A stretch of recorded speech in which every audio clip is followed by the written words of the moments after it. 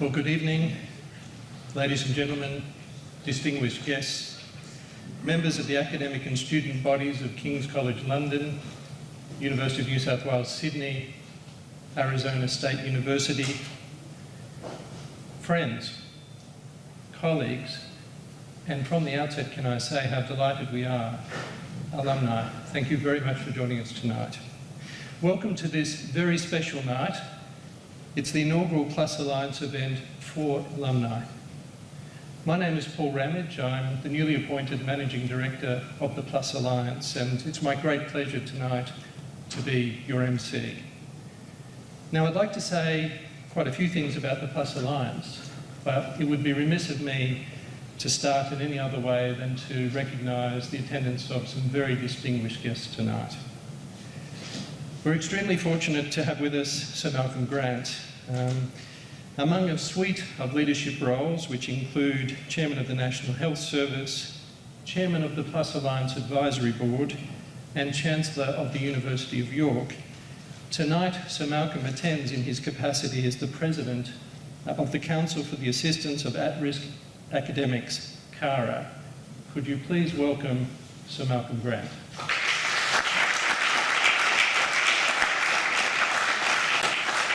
I also extend a very warm welcome to the President and Vice-Chancellor of the University of Sydney, University of New South Wales, Sydney, one of the founding presidents of the PLuS Alliance. Could you please welcome Professor Ian Jacobs.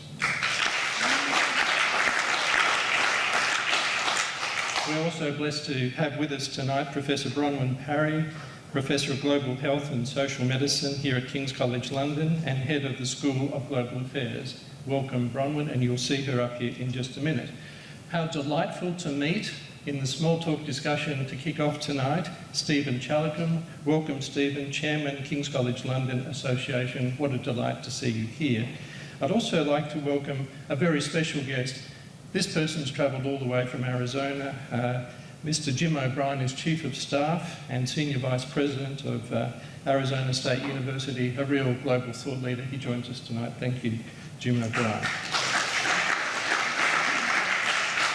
And of course, tonight we're here to hear the wisdom and share the knowledge from three outstanding academics. I'll introduce them more formally in a moment, but could you please welcome Dr. Savinder Singh Juss, a Professor of Law at King's College London, who will be one of our speakers, Professor David Sanderson, Judith Nielsen Chair in Architecture at the University of New South Wales, Sydney, and Dr. Jacqueline Werrymont, Assistant Professor of English at Arizona State University. Could you please welcome them? Thank you. We stand and we come together in the most august and special of surroundings here tonight. And to formally welcome us and to open the proceedings, I'd like to introduce Professor Bronwyn Parry from King's College London. Professor Parry is Head of the School of Global Affairs and Professor in Global Health and Social Medicine. She has expertise in the rise and operation of the life sciences industry, informationalism, the commodification of life forms, post-humanism, assisted reproduction, legal approaches to the regulation of nature, and the public understanding and reception of science. How wonderful. Could you please welcome Professor Parry? Thank you.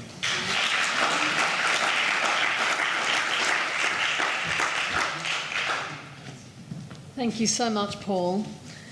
It's an absolute pleasure for me to be here this evening and to welcome you all to this inaugural alumni event for the PLuS Alliance for 2017. Really is a momentous evening. This is the first time we've had an opportunity to gather together in this way, and I'd like to begin by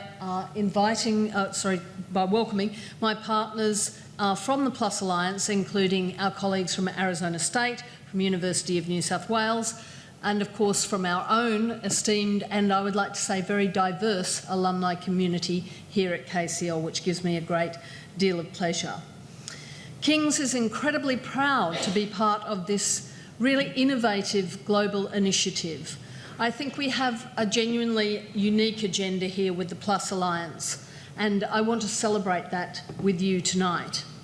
So our objective, I think, with the PLuS Alliance is a very, very important one. I think what our intention is to leverage our intellectual strengths our creativity, and perhaps most importantly of all, the power of collaborative partnerships to deliver solutions to some of the world's most pressing challenges.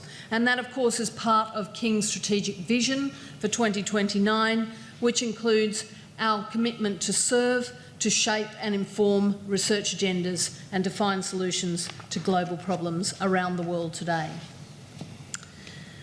Part of the reason why that's our goal is because I think it's true to say that the major challenges that are facing the world today are genuinely global and interdisciplinary in nature. So the development of kind of potential sustainable solutions for these are beyond the capacity of any single institution or research program, whether that is public or private. So the PLuS Alliance combines and brings together the strengths of our three leading research universities across 3 continents, and I hope that we can show or demonstrate the way in which we can put those to work in the service of resolving some of these issues in the world today.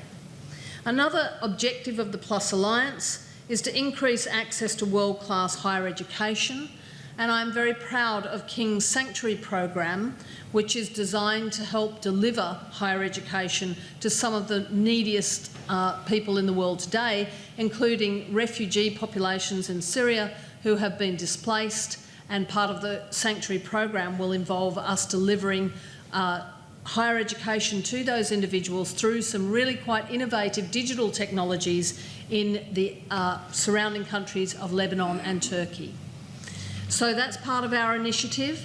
This event has been co-organised between the 3 of us to raise awareness of the PLuS Alliance and what we can do together collaboratively, and also amongst our respective alumni and stakeholder communities. And our great pleasure tonight will be to hear from 3 leading academics from each university to discuss a global challenge that the Alliance aims to address, and I think we would all agree, looking at the images that we see on our screens and our print media every day, I am sure you would agree with me that it is the primary humanitarian crisis of our age, and I'm referring, of course, to the refugee and migration situation and crisis that's emerging in the world today. So I would like to very warmly welcome you to King's. I hope very much that you enjoy the evening. I welcome our partners. I'm absolutely delighted to have you with us. I think we're particularly privileged to have appointed Paul Ramage just recently to be the Managing Director of the PLuS Alliance, and I know that Paul will really give some purchase to our initiatives and push this whole thing forward in a very, very productive way. So I would lastly like to just cast a word of thanks towards our esteemed guests, Malcolm Grant, Ian Jacobs, Savinda Jus, David Sanderson and Jacqueline Vernemont, and welcome you all this evening, and of course you as guests. Thank you. Thank you. Thank you very much.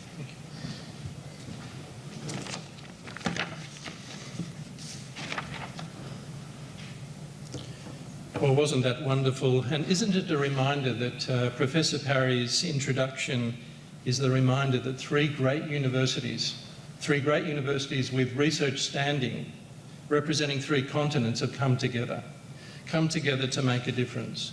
So King's College London is now knitted up with University of New South Wales, Sydney and Arizona State University to try to make a difference in the world. Cross-border university alliances, of course, are not new. The Alliance, however, is the first to combine the capabilities of top-tier universities across these 3 parts of the globe to help redefine what 21st century education is and to help redefine pathways to pursue solutions to global challenges. The Alliance engages the very best minds across the 3 universities. As we know, not an easy task, getting their time, getting their focus. But our ambition is bold. We really do want to address some of the pressing issues. We need to work alongside academics, alongside students, alongside young entrepreneurs, alumni, government, industry, community thought leaders, key decision makers. We are challenging ourselves to reimagine higher education and reimagine research. For example, How can interdisciplinary excellence solve pressing challenges in communicable and non-communicable disease? How can our researchers in London, Phoenix and Sydney take lessons learnt in their cities about transport and emissions to other parts of the world to provide leapfrogging solutions towards healthier and more sustainable lifestyles? What are the most effective and rewarding ways to educate next generation learners? Ideally in places where there is a desperate need to lift education standards and the quality of life. We look forward to reporting back to you on our progress, and we look forward to standing with you as we tackle these big challenges. Now, one of the global challenges of the moment is, of course, refugees. And any cursory reading of the media or contemporary literature and films reveals that we are living in one of the most troubling eras of the dispossessed. From Syria to Afghanistan, the Lake Chad Basin, South Sudan, Somalia, and much more. The scale of loss of human rights is chilling. The crisis is both a humiliatingly public and desperately private. And the stories of suffering seem endless. For example, personal story, personal anecdote. In the documentary Lost in Lebanon, which is being produced by remarkable young British filmmakers here in London, Georgia and Sophia Scott, the stripped bare lives of 4 Syrians trapped in refugee camps are painstakingly revealed. In Refugee Tales, edited by David Hurd and Anna Pincus, again out of the UK, poets and novelists retell the soul-destroying stories of individuals who have experienced Britain's policy of indefinite immigration detention. These are contemporary, these are real, and these are in the public domain. We're very lucky tonight to have somebody as gifted as Professor Ian Jacobs to actually kickstart our discussion. Professor Jacobs is, as I said earlier, President and Vice-Chancellor of the University of New South Wales, Sydney. He moved to Australia from the UK, where he had a distinguished career as a leading researcher in women's health and cancer and in university leadership. Immediately prior to joining the University of New South Wales, he was Vice President and Dean at the University of Manchester and Director of the Manchester Academic Health Science Centre. He was previously at University College London, where he created and led the Institute for Women's Health, was Research Director of UCL Partners and Dean of the Faculty of Biomedical Sciences. Professor Jacobs is the principal investigator for the prediction of risk of ovarian malignancy screening and early detection program, and in 2005, he established the Uganda Women's Health Initiative, which he still chairs and which still conducts a cervical screening program. A wonderful academic, a wonderful leader. Could you please welcome Professor Ian Jacobs?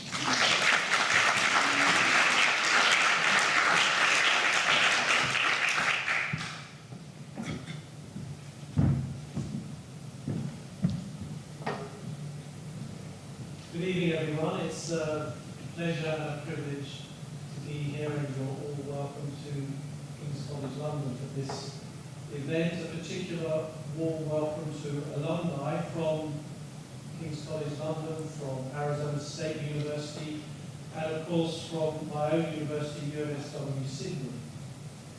I'm particularly delighted to be here because this is the inaugural PLuS Alliance alumni event. I'm also delighted to be here because it brings me back to London. I've been in Sydney for 2.5 years. I was walking on my way here across Waterloo Bridge. I'm a little bit jet lagged. Just for a fleeting moment on a beautiful sunny day like this, which is somewhat concerning. I thought I was in Sydney. Then it came back to me. I was actually walking across Waterloo Bridge on a wonderful day. The PLuS Alliance brings together 3 great institutions, and it's fitting that alumni from King's, ASU, and from UNSW are here together tonight to discuss and hear about an incredibly important topic, and of course to them. And to all of you, my thanks for attending. I hope that you'll find this evening enlightening, enjoyable, and inspiring as we address a truly important topic. Important because today, tragically, much of the planet is on the move. Many people have no choice. Faced with wars, conflict, with discrimination, persecution, extreme poverty, the impacts of environmental change, many people are leaving home in search of security. They're looking to rebuild often shattered lives. Tragically, many who set off never arrive at their destination. And those who do often find hostility, racism, further persecution, and increasingly rejection. Many of you will know that forced displacement is currently at its highest levels since records began. More than 65 million people forcibly displaced worldwide, and 1.2 million needing to be resettled. Those figures are truly astonishing and alarming. According to UNHCR, 34,000 people are displaced from their homes every single day by conflict or by persecution. But there are only 225,000 resettlement spots around the globe each year, and that's only enough for 1 week's displaced people. All of those people need our help, but our systems for governing these crises, which are fundamentally human tragedies, just haven't kept pace. And that was highlighted in an Oxfam study last year that showed that the world's 5 wealthiest countries, we're in one of them, the UK, the USA, China, Japan, and Germany, which make up half the global economy, were hosting fewer than 5% of the world's refugees. In contrast, the 5 countries that have taken the most refugees, Jordan, Lebanon, Turkey, Pakistan, and the Palestinian territories, host a staggering 50% of the world's refugees, and they make up less than 1.5% of the world's economy. Now, of course, that engages our passion, or it ought to, and our empathy, and while that's essential, and it's our responsibility, for many people around the world, it's often not enough in persuading society to assist refugees. And if people need more, there is ample evidence of the social and economic contribution made by refugees in the countries where they end up. They fill labour gaps, they help increase demand for goods and services, they demonstrate entrepreneurship, innovation, and they pass on their vocational skills. It is true that some of the UK, USA, and Australia's most productive and successful people came from a humanitarian refugee settlement background. The 2011 report by Professor Graham Hugo that tracked the contribution of first and second generation refugees in Australia since 1975 revealed that on average they achieved higher levels of education than the Australian-born population and a greater entrepreneurial quality. 62% of billionaires in Australia in 2000 came from humanitarian settlement background, and often they had higher levels of participation in paid employment in the work. So the widely accepted view that refugees are a burden on the economy of society is misinformed, or at the very least short-sighted. Now, in all of that, and addressing these issues, universities can and should play a key part in tackling the rise of refugees, which I think we all agree is the greatest moral issue of our time. Universities are not only institutions for learning and for research, but they are also fundamentally agencies for social justice, policy improvement, and driving active positive change.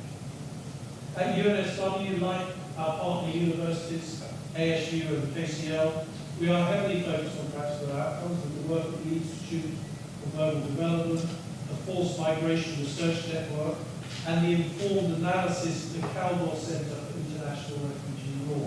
We're proud of those things, they're really important, as is our ambitious Grand Challenges programme, which is taking on big issues which dominate the global agenda, like climate change, inequality, and migration and refugees. Those sort of interrelated issues, universities can and should play an ever greater role. our resources can have a massive impact on the lives of refugees, whether it's in medicine, in crisis management, in law, in language teaching, or perhaps in philosophy. Empathy, respect, the acceptance of others matters just as much as the more practical issues around resettlement, education and employment. Amongst the great strength of our universities is bringing together trans-global, multidisciplinary expertise to have the most effective impact when we tackle complex challenges, and drawing on our respective communities to raise awareness, to highlight the miscommunication and the misinformation that surrounds these burning humanitarian issues. And given all of that, I'm delighted by the attendance this evening.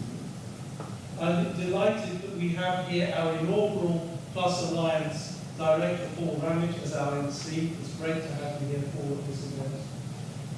Wonderful to have Bronwyn Parry here, the head of King's School of Global Affairs, to have Jim O'Brien, the Senior Vice President, University Affairs and Chief of Staff at ASU. I think that Ed Byrne will be joining us later in the evening. It is wonderful to have Malcolm Grant with us at the start of the evening.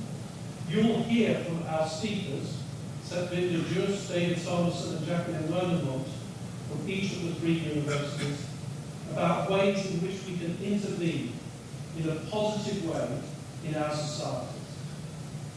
We have a duty to rise to the moral responsibility on this topic as members of the global community, whilst also making the case for the benefits refugees bring through the skills they bring with them, the work they do filling gaps in the labour market, their entrepreneurial drive, their long-term impact on economic growth, and the cultural heritage they often bring. In sharing that information, we can set the example to others to take a longer-term view on these issues, that refugees are not a burden on the economy. They're not a burden on society, they are in fact a benefit. At their best, our universities are servants of our societies, and we all have a responsibility to act in the interest of society, of all societies, and of those in desperate need most of all.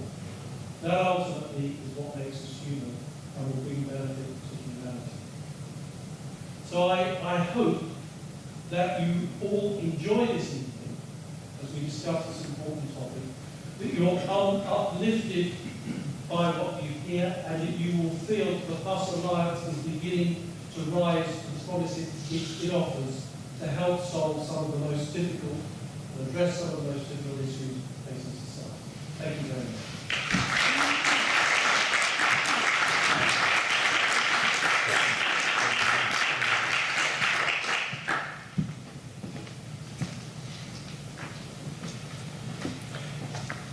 Well, Professor Ian Jacobs, I think, has given us a very, very passionate speech there.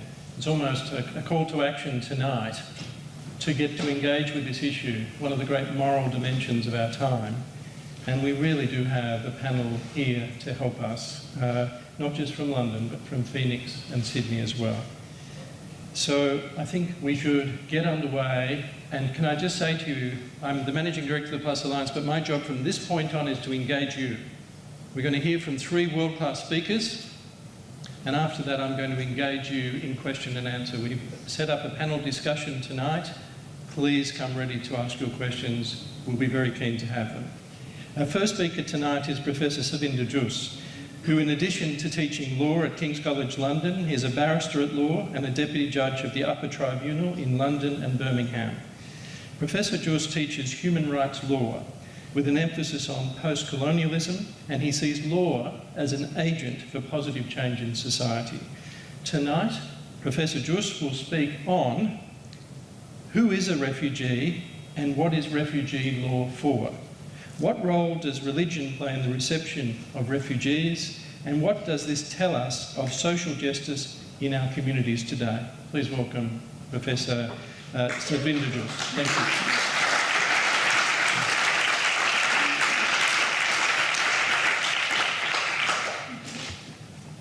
Thank you for those very kind words of welcome. I was in fact rather about to get up and walk off to a pub because whatever it is that I was meant to be saying has been said so admirably well by Professor Ian Jacob and also by Paul Ramage. But I resisted the temptation to do so, and that being so, let me just pick up on some of the threads that you've seen come out of Professor Jacob's talk. He has mentioned the greatest moral crisis of our times in the refugee crisis. He's talked about the duty upon universities, and of course there can hardly be a more global and transnational issue than migration, something that afflicts us all now in an age of trade, travel and television. Gone were days when people in the first world were the ones that were privileged enough to go to underdeveloped Africa and India and exercise that wonderful right to migrate.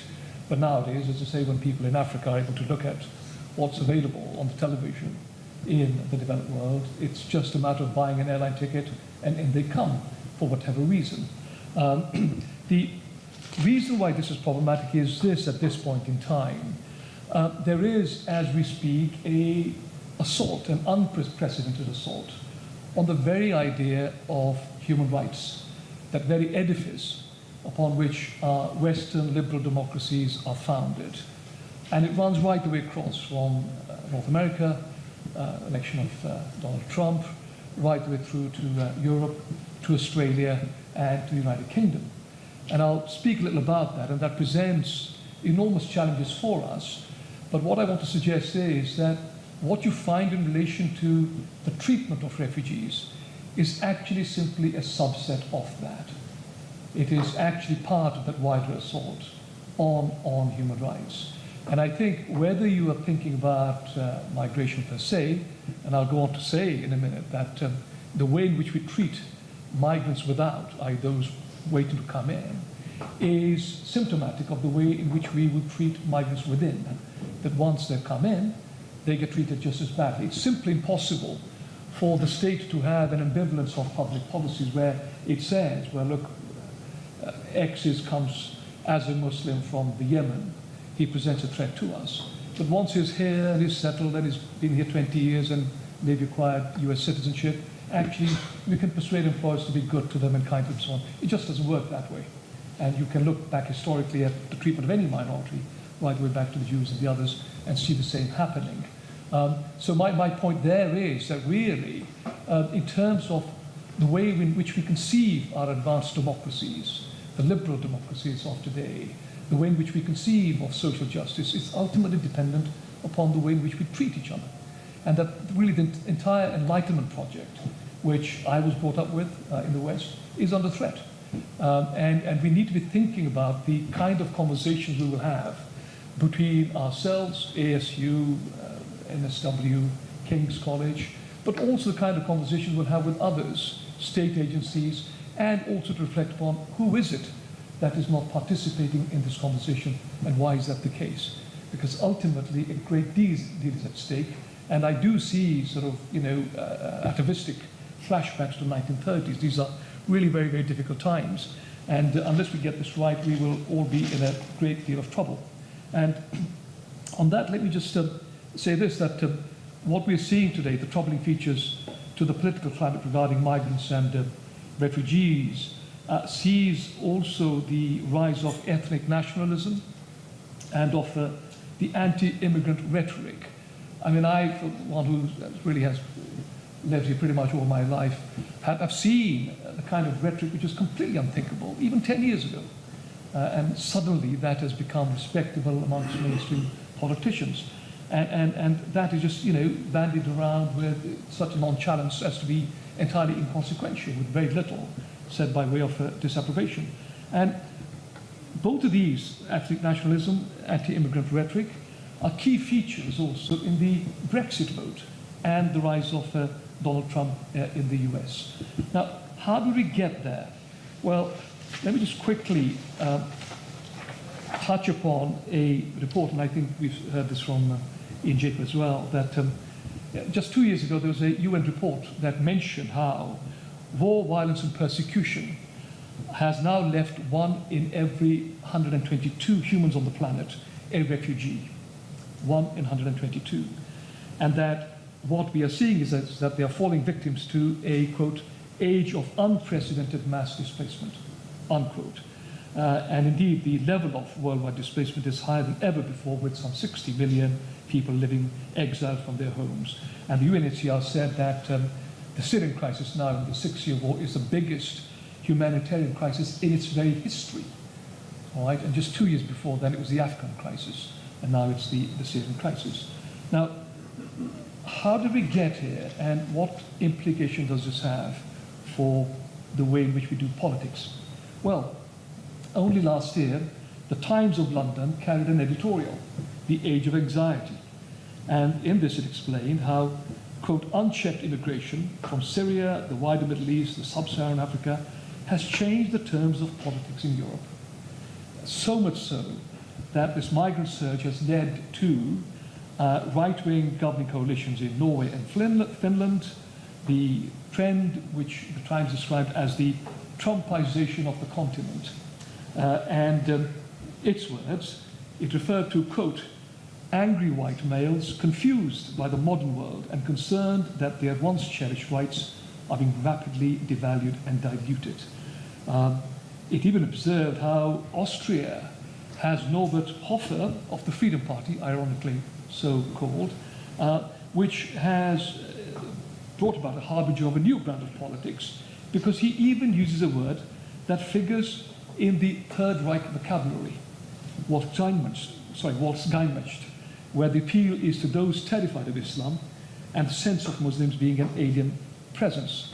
So this is what we are getting, and this has a direct impact on the way in which we are looking at refugees. And one could go on and on, because the trend is replicated in other countries. So that, for example, you see also in Australia, for example. So not just you have Nigel Farage in England and Geert Wilders in Sweden, but also Norbert Hofer, but also Senator Jacqui Lambier described in the Australian press as Australia's answer to Sarah Palin. When speaking about Islam, she referred to Sharia law as something which, quote, obviously involves terrorism, unquote. She inveighed against the Grand Mufti of Australia, alleging that he, quote, has mixed allegiances, unquote, and, quote, should be monitored using an electronic anklet. And for good measure, she also said that, quote, incoming Syrian refugees should be subjected to tougher security tests. The Australian press also referred to Cory Bernardi, Australia's answer, it said, to the Tea Party of America, it said that we simply cannot take the risk, Cory Bernardi says, that one of the 12,000 Syrian refugees heading to Australia might actually be a terrorist. One is one too many. Now, this has gone even to the leaders of the country. When the former Prime Minister Kevin Rudd spoke grandly of, quote, biblical injunction to welcome strangers, unquote, his opposing number one, Tony Abbott, who happened to be the Prime Minister, asked, he said, what would Jesus do? Only to answer rather quizzically, Jesus knew that there was a place for everything, and it is not necessarily everyone's place to be in Australia, unquote. And so on and on it goes.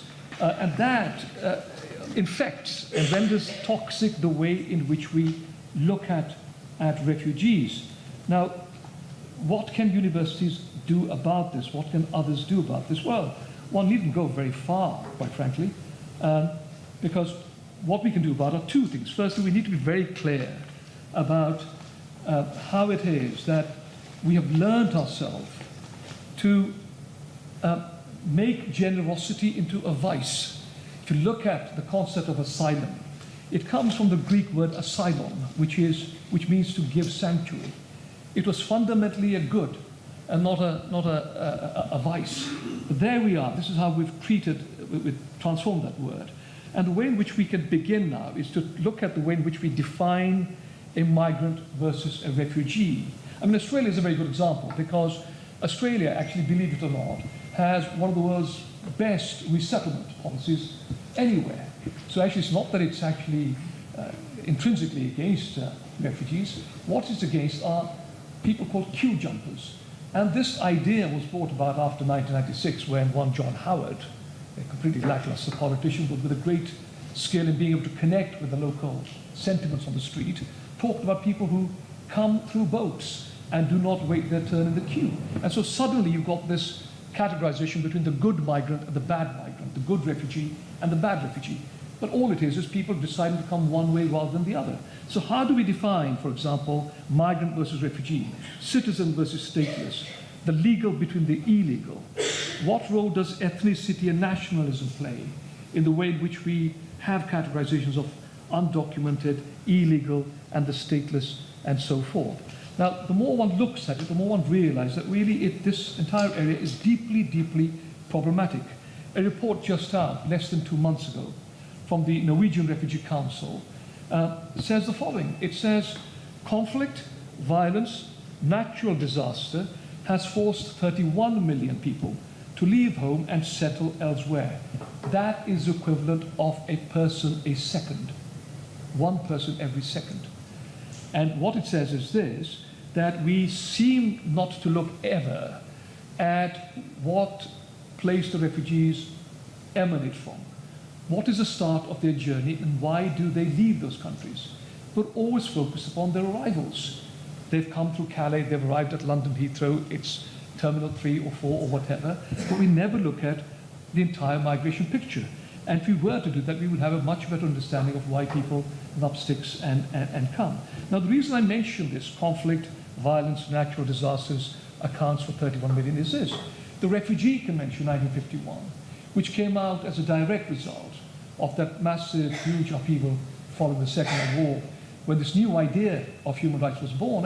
And here I come back again to this notion in Western society embedded deep within. If Western society is based upon anything, it's that human rights project. Back in 1990, Columbia University law professor Louis Henkin wrote a book. He said, human rights is the idea of our time. It is the only political moral idea in the 20th century to have gained widespread universal acceptance. The only idea. And that was in 1990. It looks like a millennium away because suddenly that entire edifice is now cracking up and under siege by leading politicians in the West. But if you look at the Refugee Convention, actually it doesn't make any provision for people that are fleeing conflict or violence or natural disasters.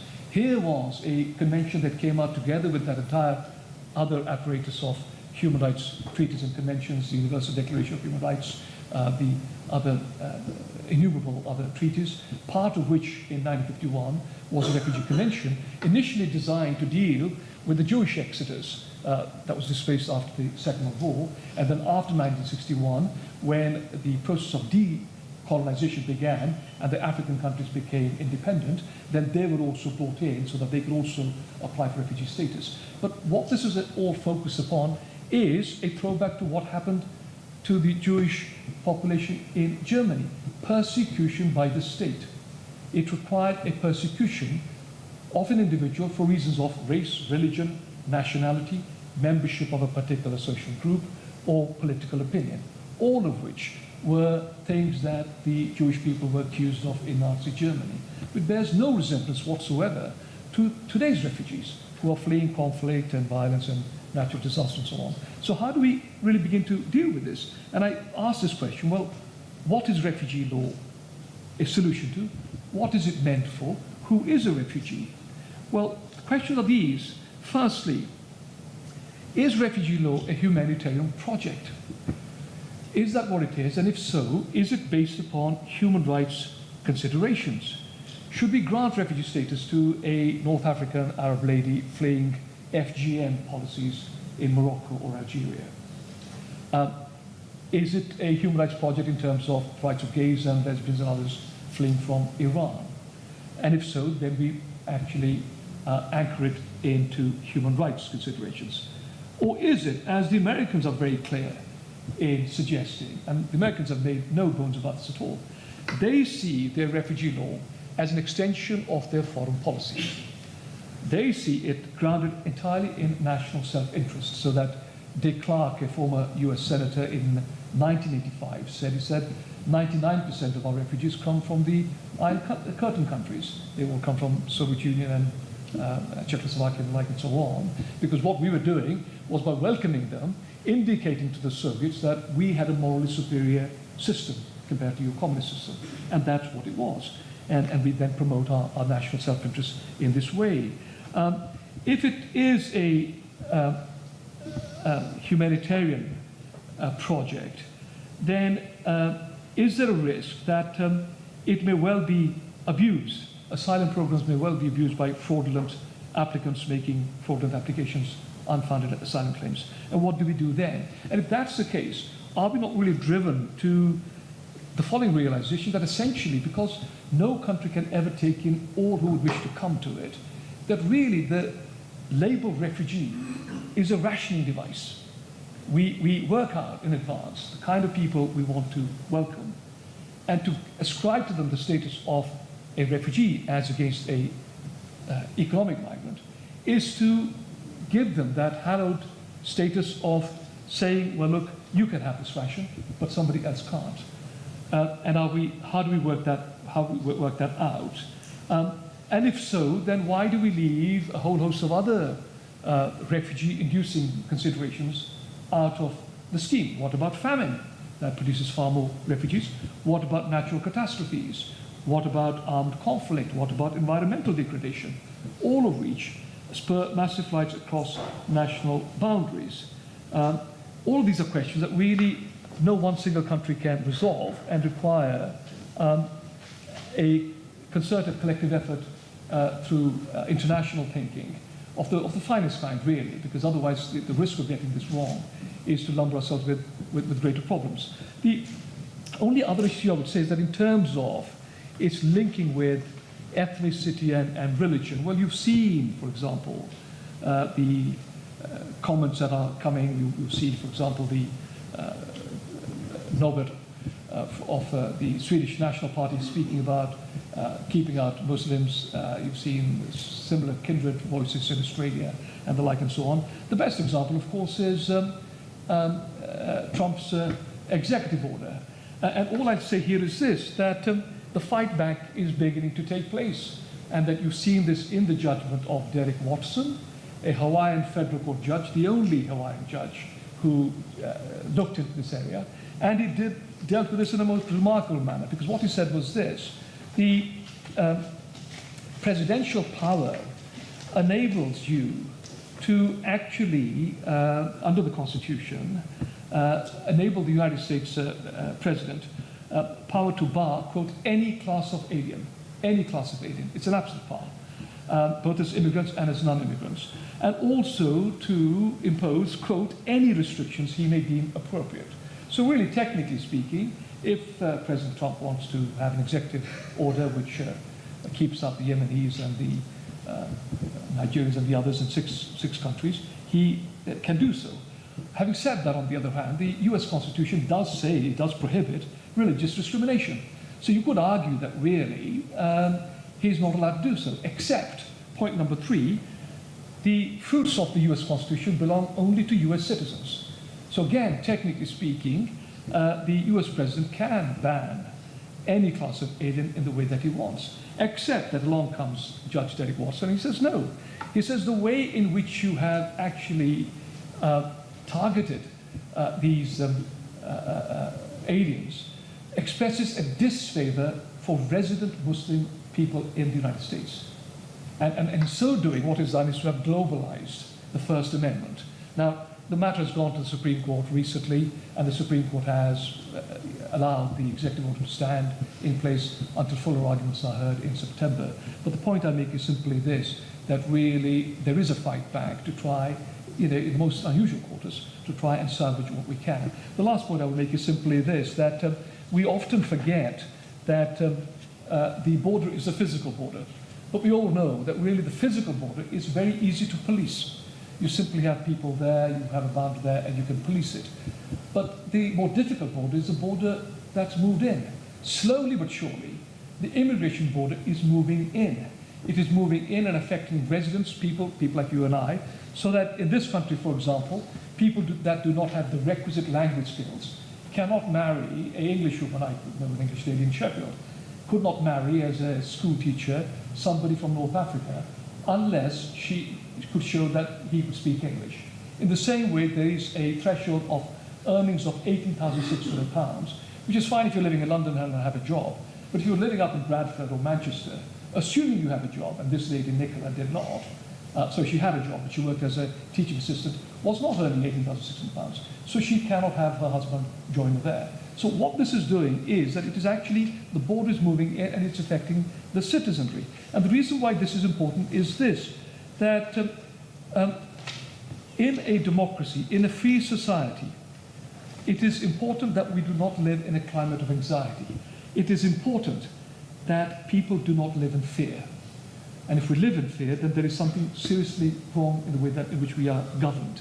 And immigration controls now have begun to control citizens, residents, local institutions. There is a vast apparatus of network of surveillance to monitor activities of citizens and aliens alike.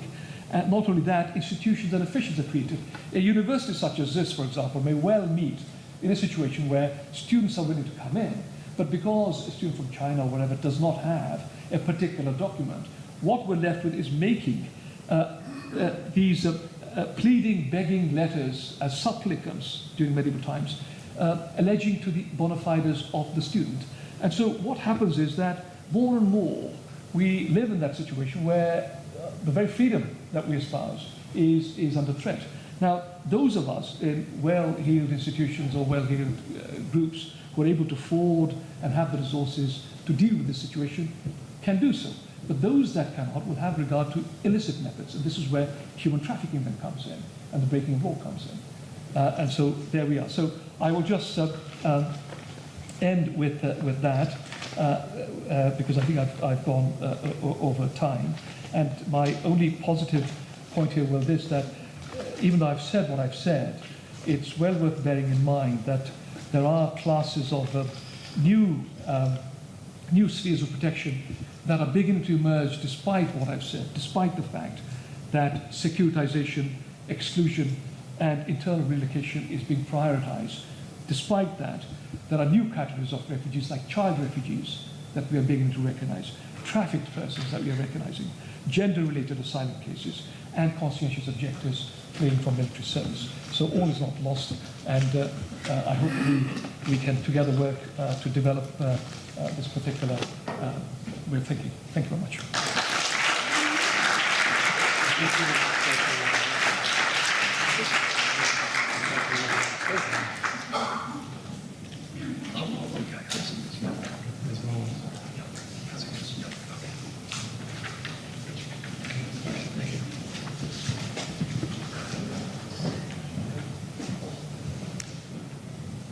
Have we got a passionate panel here, or what? Professor Sathinder, that was just wonderful. And we're taking away the importance of words. We're taking away how words that come from minorities can affect majorities very, very quickly. And I thought your presentation was truly stunning, so thank you very much. Could we please thank Professor Sathinder? Very fortunate tonight. This rolls on, and we have another exceptional speaker here in Professor David Sanderson. He's the inaugural Judith Neilson Chair of Architecture at the University of New South Wales, Sydney. He has more than 25 years' experience in development and disaster risk reduction, mainly working for aid organisations, including as Head of Policy for CARE International UK and as Director of CENDEP, a centre at Oxford Brookes University.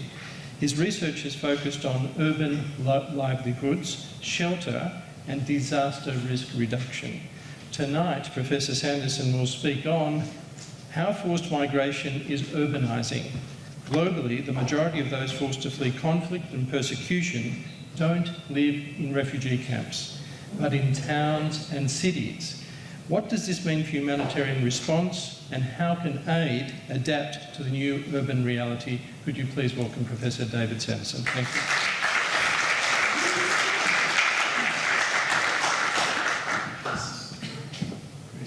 Well, good evening. As an architect, it's rather daunting to follow a trained barrister, so I'm going to rely on some images. So if you'll bear with me 1 second while I set up my PowerPoint.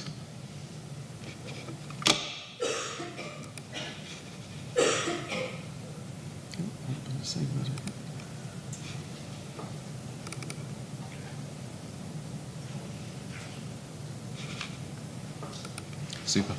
Well, it's a real privilege to be here tonight to talk to you, especially in such a beautiful summer's evening. So thank you for bearing with us inside this theatre. I would like to talk about urban refugees and forced migrants and really try and argue the point or make the point that humanitarian aid itself needs to urbanize as much as what we're seeing when it comes to the urbanization of forced migration itself. And to structure that, I'd like to talk about a challenge, a problem, and an opportunity, if you like.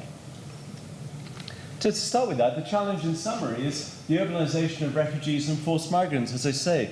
And this is a big one. This is a big issue. Now, our Vice-Chancellor Ian Jacobs pointed out that some 65 million people are forced migrants around the world. People have shifted against their will as refugees or internally displaced people.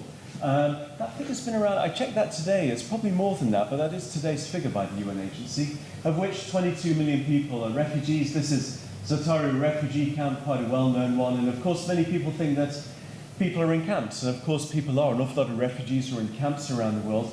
But that's not the story today. The story has changed. And so the story today is that actually more people are in cities and towns and cities around the world. And it's something like over 60% of refugees and 80% of internally displaced people. And it's as high as nearly 90% of refugees, certainly in Jordan, and people affected by the Syrian crisis. So what we're seeing is this is the new reality. This is the reality of aid, if you like. And so to build on that, it is a different story in camps. This, in fact, is a photograph just over a year ago of a man in Amman, on the outskirts of the city of Amman in Jordan with his daughter. I'll come back to him later, living in the house he's living in. He fled with his family from the Syrian war. So imagine what it might be like. I'm lucky enough not to have experienced this. Some in this room may have experienced this kind of phenomenon, of course, but isolated, vulnerable, dispersed, alone, uncertain, not allowed to work, but of course you do work because you need money, but you can't get money. You're outside the system, but you're in the system, you're in a limbo, and of course that limbo may be generational, it may last decades, hopefully it doesn't. But the question I want to touch on a little bit is, what does that mean for humanitarian aid? What's the challenge for the aid world there? Which brings me on to my second problem, really. And I'd like to argue, please push back when we have discussion later, an unfit aid system. I think we have an unfit aid system, and that's not a surprise to a lot of people working in aid. This is not a surprise, I would argue. This is the news from just 2 weeks ago from OCHA, which is responsible within the UN for humanitarian action of naturally triggered disasters and refugee movements. Humanitarian appeal for this year has gone up to 23.5 billion. That's for refugees and also disasters, stateless people, others. As record, over 140 million people need assistance. That's not just refugees, of course, that's people really struggling in calamitous situations. I put the whole thing up there because I want to just draw your attention to the bit at the bottom here. It's something like 37 countries there's need right now. Aiming to help over 101 million most vulnerable, only 1/4 funded. And that's the story of humanitarian aid. It's largely unfunded. The Haiti earthquake, Philippines, what we're discussing this evening is almost never fully funded, although aid budgets are going up, not least in this country. But this is the reality. Now, that's not a new story.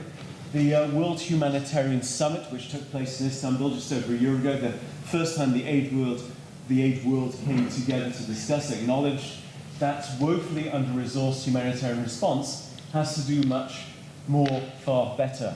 But that's a sleight of hand. It's also an aid system that's not changed in 75 years, that's based on supply, and I'll come on to that in a moment. And a very powerful report launched just before the World Humanitarian Summit by our friends from the Overseas Development Institute, a UK-based think tank, really said the formal system faces a crisis. I've shortened the long quote. It actually talks about legitimacy and accountability, but it's blocked by flaws that prevent it from being effective. This is an excellent report. Talking about urban needs right now, the focus I'm giving this evening, I'd like to touch on what I think are two flaws in the aid system that we have right now. The first one is a system built on rural assumptions, and this rather beautiful village in northern Zimbabwe is fantastic. There it is. The aid system, largely speaking, was based on places, not only like this, other places too, but where there's not much going on. And you'll accept me, well, I hope you'll accept when I say that. I don't mean that in any patronizing way, I hope. But the assumption to deliver a lot of things where there is a perception that there isn't much. This is not the same anymore. The world has shifted. The world is rapidly urbanizing. this is the reality. This happens to be Oman again. But imagine you have an A system set up with things. There aren't many things there on the surface, if you like, and the complexity of the city. And all of us are familiar with cities. We're in one of the great cities in the world right now. Now, why this matters is actually because we're in a state of rapid urbanization. I'm sure we all know this. A few years ago, we became more urban than rural, and city growth around the world is 1 million people a week. I feel like saying that again. It's 1 million people a week of cities growing. The vast majority of urban growth is people being born in cities, and of course, people coming and going, and that's a complicated story. But you can see the urban growth that's happening around the world. This is not a disaster or an emergency issue. Take a position whether you think this is a good or a bad thing, of course, but it is happening. And we're in a situation now where the World Bank calls the urban game changer. I think humanitarian aid, this is the big new thing that's being discussed an awful lot. The second flaw I'd like to put out to you is a system based basically on delivering stuff, and at the risk of being too technical or getting us down the rabbit hole a bit, this is a well-known diagram. It's been around about a dozen years. It's called the cluster system. It works relatively well. It's providing goods and services. There's a big emergency. Organizations, NGOs, the UN, the Red Cross movement, others, United Nations, gather around essentially the goods and services that are delivered to places. That works very well, relatively well. It's complex, but this is the system we have in a refugee situation in a camp. But you know what, in a city, this is not cutting it. I won't spare you the research or the quotes, but this is easily found out by an awful lot of people working in this area, that this is not good enough. It's good, it's better than what was before, but it's not cutting it when it comes to urban. So those are the two flaws I would suggest, which brings us on to the third frame, if you like, which of course is the opportunity. It would be remiss to stop there, of course, just to have a sort of moan, if you like. So the opportunity is to urbanize humanitarian response, to embrace the city, to do things in the city, to recognize that cities are not rural places. They're profoundly different. Some would argue they're not, by the way, in the aid world. I'm arguing that it is. And I'd like to share a few things. Now, what I'm saying, if I was in an audience of very wizened aid people, none of this is a great surprise, especially since the Haiti earthquake, the need to urbanize our aid system. And a lot's been going on. I just want to share one with you because it's one that's, it just happened last week, in fact, in the city. It came to an end. And this is called the Strongest Cities Initiative. This has been running for 2 years. It's a piece of work that a number of organizations have been involved in, a UK think tank, IED, some pretty major NGOs, I would say, the International Rescue, the NLC that Professor just mentioned when he was talking just now, World Vision, in fact ourselves, funded by these two donors. What we've been doing the last 2 years is really thinking about, if you like, urbanizing humanitarian aid. And we've come out with a suite of toolkits and guidance notes. Now, I'm the first to recognize that sounds rather dry. I'm not going to save the world without guidance notes. But I just want to point to this because it's actually the bringing together of research and collaboration. We launched this last week, in fact, at a 2-day conference around the corner on Portland Place with about 100 people who are academics and practitioners and donors and all those kinds of things. Last Thursday and Friday, it's very easy to find on easily searchable.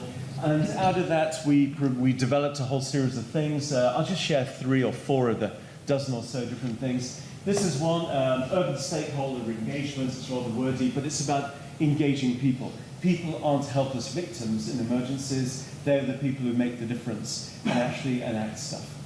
The second one, the second piece of work that I'm sharing with you, basically jobs and safety. How do you engage? Recognizing an awful lot of people can't work in the formal economy. It's a real conundrum. And NLC and others have called for people being allowed to work. There's a whole legal minefield here that our lawyer friends know all about only so well. And then the third one here, cash for work, it's one way of getting money, but the issue is getting money for people. And it would have been very easy to have talked this evening on another issue, which is about what's called cash-based programming. Getting money to people is one of the big new games on the block, if you like, innovations in the last few years in humanitarian action. That works really well in urban areas. It's this good, and the challenges. There are some naysayers, but you know what? The evidence is it's very good.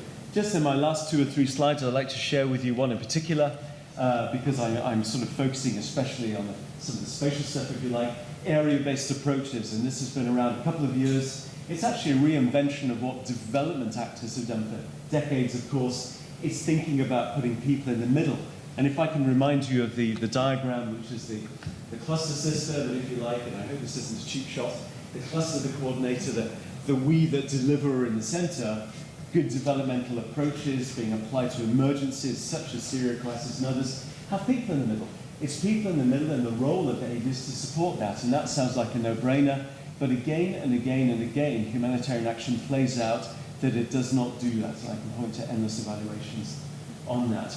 And then, because I'm talking about people in the center, just to come back to the man, you remember the man with the daughter in the building there. This, in fact, is an initiative from the Norwegian Refugee Council that happens to be Amman in Jordan.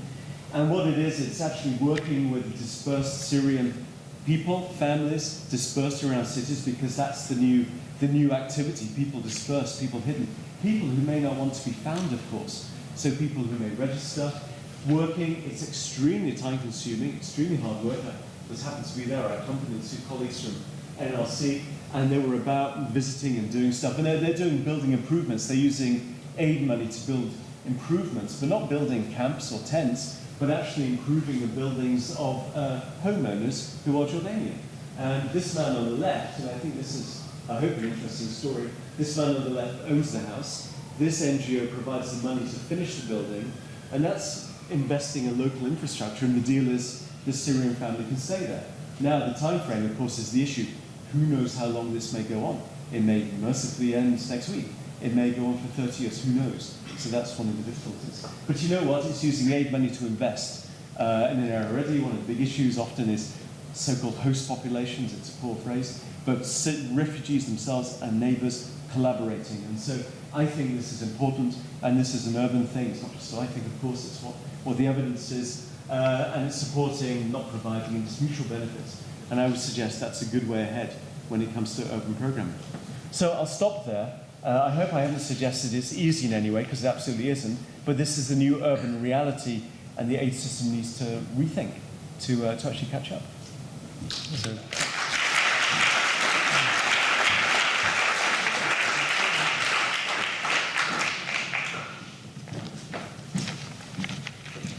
Oh, wonderful, succinct, passionate, different, creative. I'm not sure that many of us knew that, actually. So often in public portrayals of the problem, it's the refugee camp, and it's what we hear.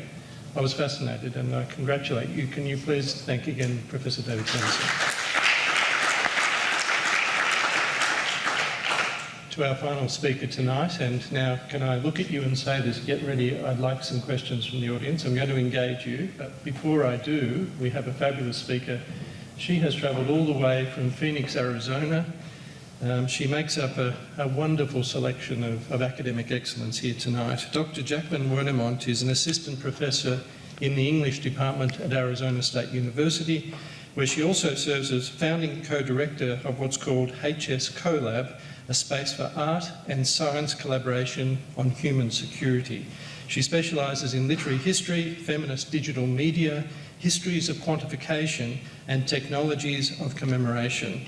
Dr. Wernemont's current book project, tentatively titled Numbered Lives, traces a 500-year history of technologies that attempt to quantify human life. Tonight, Dr. Wernemont will speak on mobility and belonging. Now, this is a PLuS Alliance project launched in May this year, and it is highlighting the experiences and creative and entrepreneurial work being done by migrant communities across the globe. Could you please welcome Dr. Jacqueline Wernemont? Thank you.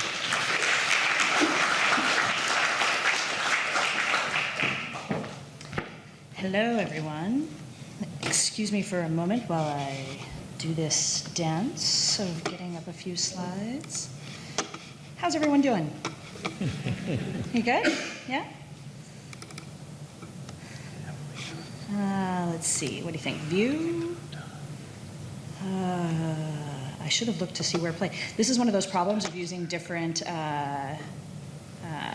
slideshow, yeah. Using different technologies. I generally use a Macintosh, and then I come into a space with a Microsoft machine, and I'm like, ah. All right. So as I pour myself some water, I want to echo all of my colleagues in saying thank you for being here tonight, spending your time with us. I want to thank all of the people who organized this event, because quite a lot went into it, especially the women who so warmly greeted me when I arrived approximately an hour early, just to make sure that I was in the right spot. I hope I have some of the kind of like framing technology, the history background, et cetera here. I hope it won't feel too repetitive. It's relatively short. So as we've heard already, right, we continue to witness unprecedented migration across the globe by people often forced to move due to war, climate change, or economic insecurity. Again, as mentioned, we have 65 million displaced, and I hadn't heard the 34,000 people, oh boy, tongue not working, 34,000 people displaced every day. That's a remarkable figure. And I'll note that the number that we have currently of the 65 million is up from 37.5 million just a decade ago. And again, that statistic, right, that 1 in every 122 people is either a refugee, internally displaced, or seeking asylum. It really sticks with me, especially as someone who teaches, a classroom of roughly 100 sometimes, right? Like that there's always someone there. The migrant crisis has influenced each of the continents where the PLuS Alliance resides. In Britain and Europe generally, the conflict in Syria has produced tragic consequences and a rethinking of open border policies as hundreds of thousands of refugees have made their way onto the continent by land or the Aegean Sea. In Australia, the influx of asylum seekers from Afghanistan and Sri Lanka over the last decade produced anxiety about the influence of immigrants on society and new restrictive policies. In the United States, and in Arizona specifically, we have seen a second wave of Central American youth crossing our border after an influx of these migrants in 2014. As you all know all too well, and I'm sorry, immigration was a major issue in the 2016 US presidential campaign, with discussions of a new wall, a very high-tech wall apparently, and immigration restrictions on the table for the Republican Party candidate. Just days ago, a restricted section of the president's Muslim ban went into effect in the US, just one of the many current administration's efforts to limit migration and refugee movement. Failure to understand the history of migration and the limited options confronting most migrants has hindered our ability to fully realize a civil society in all of its dimensions on each of our 3 continents. We in the PLuS Alliance have the capacity to share research and national histories that complement one another and reinforce our notion of ourselves as nations of immigrants. In a different contextual frame, although in the same sort of historical moment, in the last 20 years of digital research innovation has seen calls in Europe and the United Kingdom for national or transnational humanities research infrastructures. And that includes efforts by the European Science Foundations, MERL, and DARIA EU. In the context of the Brexit vote, in the UK, such federated pan-European efforts are facing serious political challenges, in addition to the rather robust technical questions that have yet to be fully resolved. In both Australia and the United States, there have been efforts to map the field, which is sometimes known as digital humanities, but also sort of more broadly digital research across disciplines, and to create loose federations of research centers. There has been relatively less in terms of systematic national efforts to create large-scale collaborative cultural heritage environments.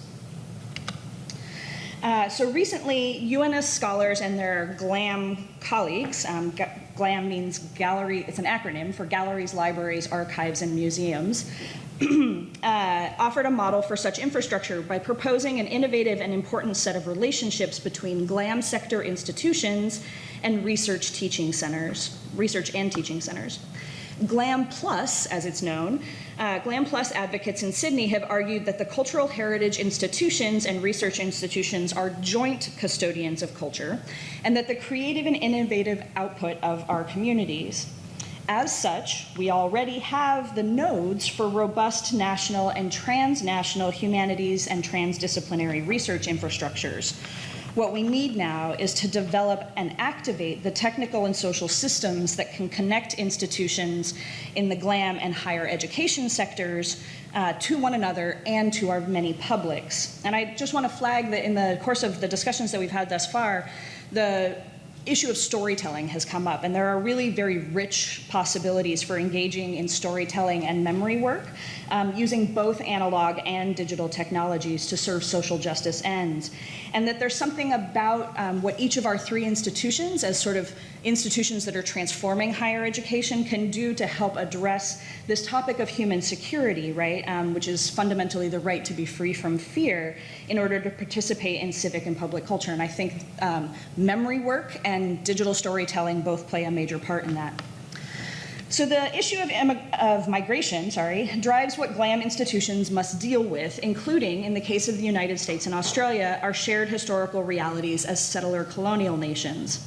On the one hand, the issues around migration and belonging are constitutive of the work we do in terms of exhibiting and interpreting our cultural heritage as scholars, curators, and public historians. On the other hand, the infrastructure that makes this work possible has been radically transformed by 21st century technologies and social practices. Consequently, GLAM plus universities, what we think of as our collaborative ecologies, are sites where these tensions around mobility and technology enable us to forge new narratives about who we are and who we hope to become, as well as the tools that we would like to use in order to craft for the future. They are also the sites where we can and must, I think, develop new methods for 21st century scholarship and civic engagement, including in those kind of urban centers that are the new sort of refugee site that my colleague was just speaking about. So among the things that we are particularly invested in this GLAM plus Universities Collaborative Ecologies pilot project is thinking about the social, ethical, political, and technological or digital infrastructures. We're prioritizing relationship building and partnerships and are in our programming. We're supporting impacted communities. And I want to go further even than supporting and say that we are co-creating, right? That's a particular kind of support.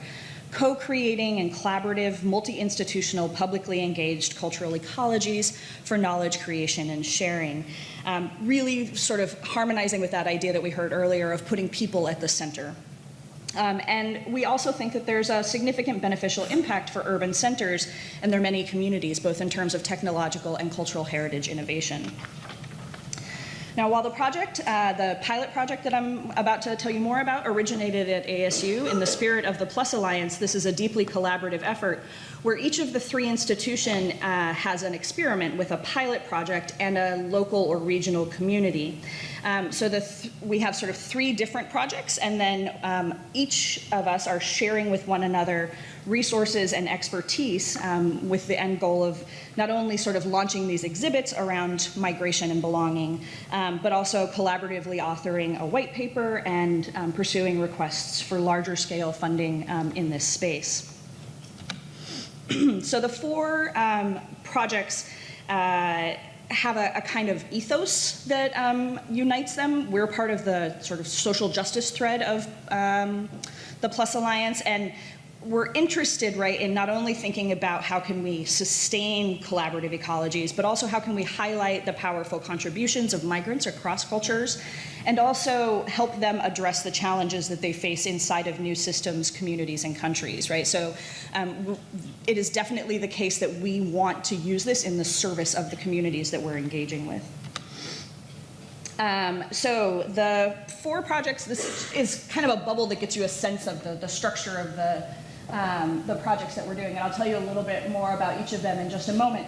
But I want you to get the sense that there are sort of three nodes that are working, but there is a shared and sort of unified collaborative ecologies team across the three institutions. So the first set of projects that I'll tell you about are from the Arizona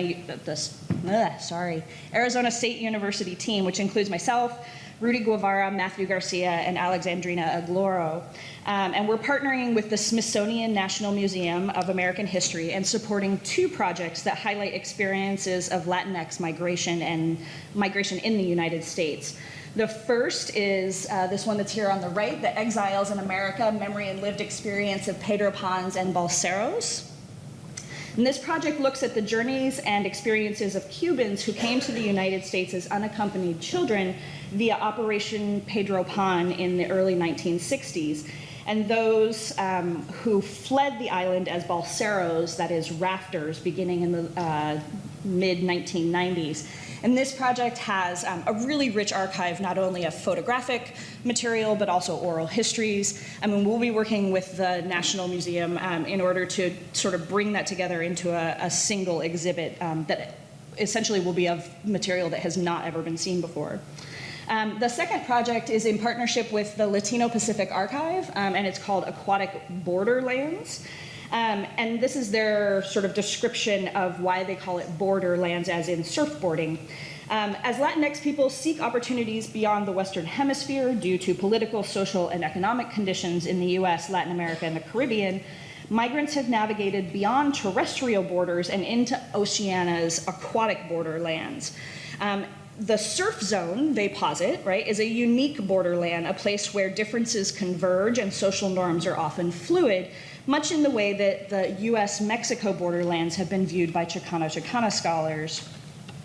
For scholars who work in the Pacific borderlands, the ocean is a site of crossing, converging, and perpetual transition, with both moments of tension and fusion. And this project is going to foreground not only the 20th century experiences of both Latinx people and Pacific Islanders in global migration, but it's going to do so with a really broad range of ephemera, right? So we're talking about like the ephemera of surfing culture, photographs, but also boards that were used in various competitions, thinking about the kind of social economy of surf culture and how that relates to global migration. The King's College London team, which includes Doctors Anna Reading, James Bjork, and Adam Sutcliffe, is supporting a project called Confined Hearts. And that's a collaboration with a Sydney-based artist whose name is Penny Ryan. And this is a picture of her installation of Confined Hearts in Sydney. And they're going to be doing a different version of that here in the UK, along with a set of workshops. Confined Hearts is a participatory installation that involves people making hundreds of these beautiful little ceramic anatomically correct hearts in order to raise awareness and empathy for child migrants who are currently held in British detention centers. And so the idea is that they create a site-specific installation, right, that brings the children who are detained in places where we literally don't see them, right, into something like the public space of KCL and this urban center. The project team at University of New South Wales, which includes Dr. Veronica Tello and Ross Harley, is working in collaboration with activists from the African continent, Australian migrants, and partnering with regional GLAM institutions, which may include Art Space and the Murray Art Museum, Albury, also known as MAMA. The outcomes of this project, and this is why there isn't a shiny picture or a new title, are emergent, right? They're taking very seriously the idea of a co-creative project driven by the refugees that they're engaging with. And so the project will emerge from a collaborative process and dialogue, and then it will be hosted at the partner GLAM institutions. Now, each of these projects will enable our teams to support impacted communities with the creation of collaborative, multi-institutional, publicly engaged cultural ecologies that are both for knowledge creation and sharing, while also allowing us as scholar researchers to experiment with best practices for social, ethical, political, and technological infrastructures for GLAM plus university research.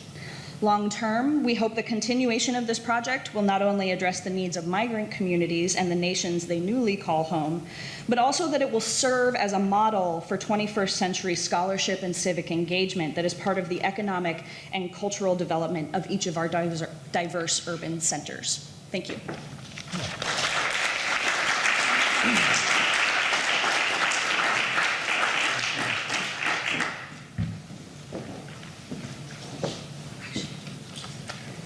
Very, very good indeed.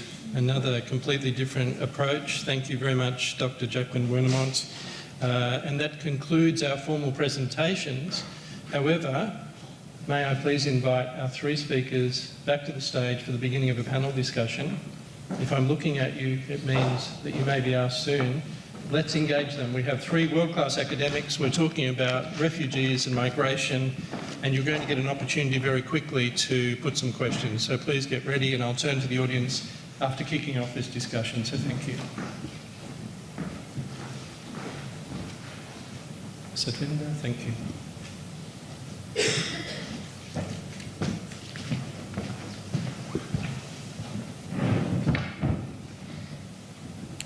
Well, if I may, on behalf of the audience, can I again thank you? That was truly exceptional. 3 really excellent deliveries and presentations, and I thank you on behalf of the audience. And just to begin this conversation, it's kind of a circular statement, this one, is that the one thing that I picked up is, across the 3 presentations, is words, stories, and histories. And we represent together here today 3 of the great universities of the world with extraordinary capability. So may I put to you a shared question, and can I engage you to get some responses? How do we use the capabilities of our 3 great universities to begin to change the conversation on this issue in a way that maximises the benefit for those suffering the most? How do we, because it's a fundamental thing that I think Savinda mentioned, it picked up on the fact that not enough people know about cities and realities. And of course, technology and digital outcomes are starting to be used, but are they the most effective tools, and how will it come together? Can I please engage you? And Jacqueline, would you like to kick off on this question? How do we change the conversation? Will this come off to you? Yeah. I mean, I think one of the things that I admire a great deal about the PLuS Alliance, even in its sort of early stages, is that it's bringing us together, right? These are not conversations that we might have had with one another in other venues, right? In part because of just the way academic work happens. And yet, all 3 of us sort of not only focused on the importance of public discourse and of particular uses of words, right? But on centering the migrant communities and their needs themselves, right? And thinking about the university as a service entity. And I think that's the spot where we begin to do something, right? Is really leveraging the ability of the university not only to conduct research and teaching, right? But to serve the communities where we are all embedded, right? And thinking about cities as the site of, refugee life these days. All 3 of us are at universities in major urban spaces, right? We are probably everywhere surrounded by the very people that we want to help serve. And so I think leveraging our ability to connect with our local communities, but also to have a kind of global conversation is part of what we can do, that we can serve the migrant communities who are our constituents right now. Thank you. Absolutely, and to add to that, I think it's the obvious one, it's one of geography. That Sydney in the southern hemisphere, London right here, and of course Arizona to the west of the United States. And that for me reinforces the point that these issues are global issues, that urbanization is a global phenomenon. Increasingly, we used to talk about, you were using some of the phraseology, Professor, just around developed and developing countries. And I think you were making the point also that was some of the terms that we used to use. Now poverty is in middle-income countries in pockets. There are low-income countries, of course, the middle income and the pockets of poverty. And vulnerability and poverty are often linked. Well, they are linked. There are different things, but they're linked. And so I think for me, that global connection through universities and around the world, dotted as they are, really highlights the need to deal with this globally. Yes, indeed, I couldn't agree more. There are common problems, common ways of dealing with them. There are issues of integration, accommodation, support, advocacy of their rights in exactly the same way.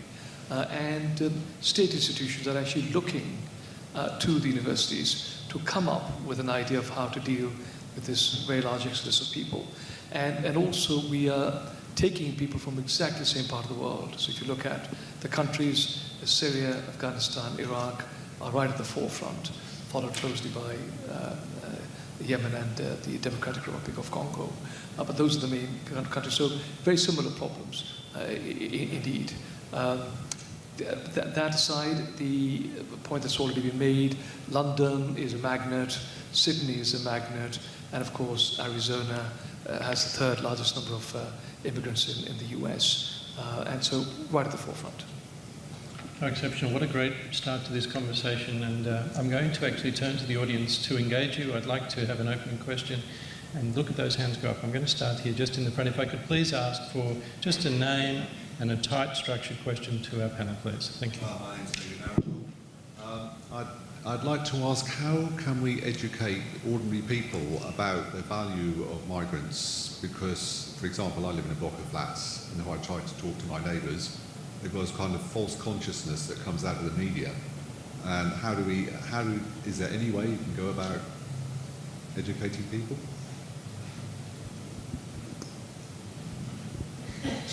Yes, I'd just like to begin with this. I think it's a common fallacy that in an era of representative democratic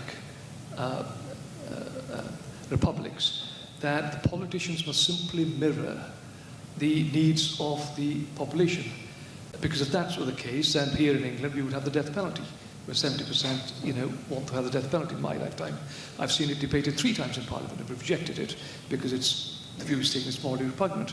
No, politicians have to act responsibly. And they have got to, like on every issue, like with Brexit, like with the euro, on every issue, the National Health Service, they've got to educate the public. We're now beginning to realise with Brexit, for example, that if people leave, if the Europeans leave, I refer to them as Europeans, the Polish and the others, who is going to man the National Health Service? If you get up very early in the morning here in London and head for the tube stations at 5 in the morning, who do you see but row after row of Africans? These are the people coming into King's College, other places in London, to clean the place up, to go to the hospitals, work there. The entire economy is dependent upon the immigrant workforce. So, once you realise that, and I just make one other point. I mean, we have a situation now which is historically unprecedented, which is that of the third age. The third age of people between 55 and 75 is the fastest growing age group. Historically completely unprecedented because we've had historically a younger population. And the question is, what happens when you are in that age group, not economically productive, not going to work, but reliant upon the health services? You need younger people coming into the economy working, paying the taxes and replenishing the social services. Now, that's a matter of necessity. The sooner the politicians and the policymakers begin to make a case for that, the better it will be for all around.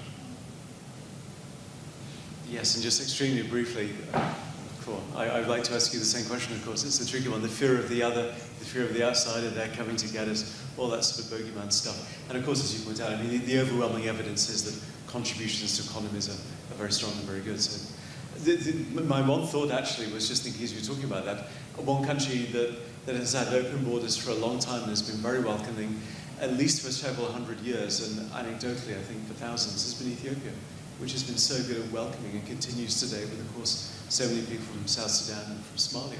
Open borders, absolutely fascinating and welcoming environment for refugees. I would just, in addition to thinking about changing the discourse of governance or requiring people to advocate, that our 21st century media has obvious downsides, but it also, I think, has real opportunities. And if it is the case that people are consuming media in particular spaces, right, screen mediated, then we should be there too, right? And I actually think that this is one of the most pressing needs, is to be as good in those emerging technological and media spaces as the other side is, because quite frankly, I think they're winning that battle right now. Very good. Yes, please, we'll go to the middle row just here. Thank you.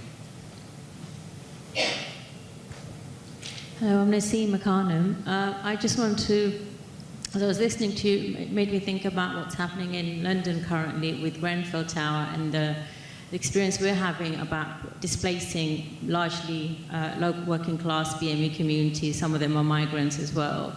And we're not very good at our local responses. So it makes me think about your earlier point about national units and trying to respond really on a micro and macro level. We seem to be sort of, showing up how lack of foresight we have. But coming back to my other question is to the panel, is that when you talked about co-creating communities of welcome and integrating the cultural heritage, I was thinking about the psychological needs of those communities, their mental health and well-being.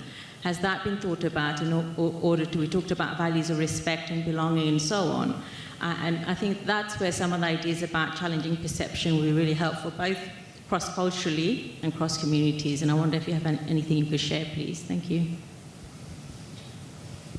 I'll start briefly and simply say that I think you're absolutely right that what we might think of as like the soft side or the softer part of experience is absolutely essential, right? Whether that's mental health needs of people who have been displaced and are suffering, or the need to reshape how we think about value.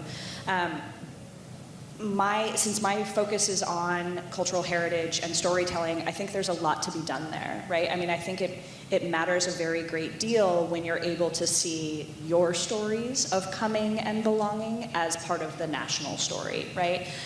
One of the downsides of cultural heritage institutions is that they tend to elevate a kind of dominant story, right, that often leaves many excluded. If we could bring the multiplicity that is reflected in our actual populations into those stories, I think that would be helpful. Just briefly, as I may, you mentioned Grenfell Tower, and that was in my mind too, the tragedy of Grenfell. And it struck me that so often in naturally triggered disasters in other countries, the tragedy also plays out of misinformation, the facts aren't known, the number of dead may or may not be the figure that we have, it may rise, that there's blame going on, that of course disasters aren't natural. I know this is different in some respects. And then the immediate services of the fire service is absolutely extraordinary. Then after that, there are people sort of on their own a little bit. And certainly in poorer countries and other societies, very often the case is, of course, it's your neighbour that helps you. An external aid, and I was focusing on humanitarian aid a lot. They're often several days late or weeks late. It may be the case. They're not immediate, and they are the first to say that, of course, sometimes. So it's your neighbours, and that clumsy phrase really of social capital, that helping each other, and that seems to be playing out here as well. Yes, no, I'll just add this, that I do agree that Grenfell is a watershed moment at this point in time, and I think things will never be the same again. The only thing I would add is simply this, that it is gradually being recognised that we are seeing the end of the last prevailing political, economic order that's been with us since the Second World War, over a 70-year period. And there is what Anthony Gramsci referred to as the interregnum. Quite what will take its place, whether we're going to move more to the left or to the right, we don't know. But there is that lull at this point in time. So in many ways quite exciting, because it's up to us really, universities, individuals, groups, government, to see how we can better fashion a more cohesive, progressive, safer society. But the last international order has really ended, or is ending. And so in many ways I think it's an opportunity. Very good. Do I have a question at the front? No? May I first of all go to the back, and I'll get a second question in the front in return. Thank you. Thank you. My name is David. I'm from Thunderbird Graduate School, which was recently acquired by ASU. And one of the areas I'm interested in is the perception and how we develop perceptions around things. And I think one of the big influencers in this topic is the public's perception. And what I've learned in my profession is facts are usually the small part of how we develop perception. And politicians can lead it, but they're always not terribly credible. And I think a university has a unique role in a different kind of credibility. And I guess the question maybe is to the director, is there, or has there been discussions in the Alliance of how the universities together might help to shape the public's perception? We're not just having refugees come in, we're having enormous amounts of them come in, and that creates a different effect. Has there been any discussion around how that might be something that the universities could address? Well, thank you. And it's a very good topic and well put, so thank you.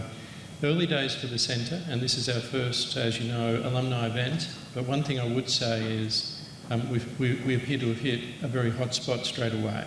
We have the issue of the moment in the globe. We've got projects underway. We're already bringing together some of the best researchers we have in our universities. And I was going to save this a little bit, but I was going to say tonight the Alliance commits to do more in this space. That I'm noticing already that, and I was going to ask particularly Satvinder, the extent to which there is a longitudinal study underway globally that analyses in contemporary world affairs the effect of political language and rhetoric on public acceptance of positions, and if there's not, maybe we better start to go towards that space.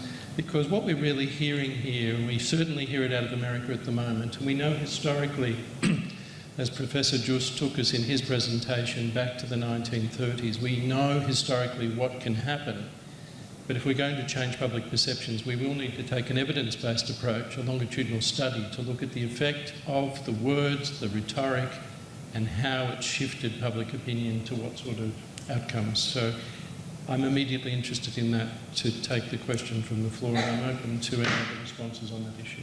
Yeah. Yes, just 2 points. As we speak, we are developing, myself at King's and Professor Yasmin Sakia at ASU, a project on the use of hate. What is it that causes hate? How is hate driven? How can it be turned around? What positive influences can be drawn from it so that the thing that people are anguished with, like in the outer reaches of the UK where there is large-scale unemployment, and so who do they hit out against? They hit out against the other. You know, this newly arrived immigrant who's suddenly driving a car, whereas you haven't had the chance to drive a car. And so it's that kind of irrational fear. So there's that project. The other point I would make is this, that this reference back to the 1930s. One of the distinctions I often make with my students when I'm teaching here at King's is this, that when they ask people, how is it that under the American Constitution you have a law of no prior restraint, so you can actually have free speech, even if it causes tremendous insult. There's a famous Skokie case in Illinois in the States. But that's not allowed in Europe. And the reason I say to them is this: we in Europe have had the experience of the 2 world wars. We know what happens when you allow untrammeled free speech to create hate. We've seen the experiences of that.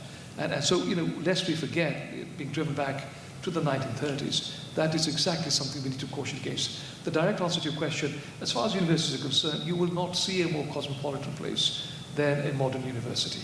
I mean, when I started teaching, I was teaching 98, 99% white English kids. That's not the case at all. I mean, I would have a smattering of maybe 1 or 2 English boys and girls in my class, but the majority of them are internationalists. And the university community is enriched by that. And that's across the board. You know, go to America, that's the case. Go to Australia, that's the case. So this is a place where, in fact, this is going to happen. And the students are amongst the most liberal that you'll find of any population group around. Okay, that's all right. We'll go to the floor. I had a question in the front here. Thank you.